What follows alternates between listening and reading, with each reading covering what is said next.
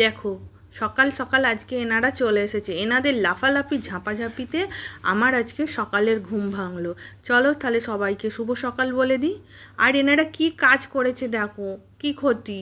আমার একটা শখের লঙ্কা গাছ ভর্তি ফুল হয়েছিল, মোটামুটি আর দিন 15-র মধ্যেই লঙ্কা খাওয়া যেত।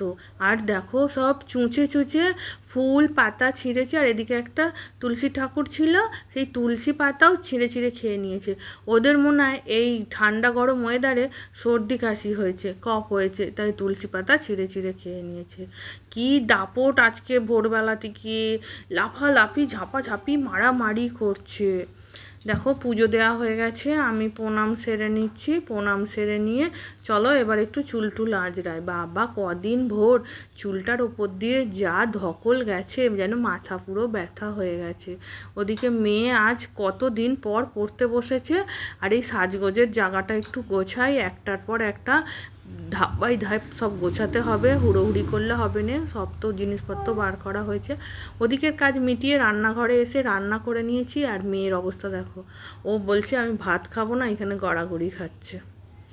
না, এখন ভাত খেতে আমার ভালো লাগছে না, অনেকটাই বেলা হয়ে গেছে গো বন্ধুরা।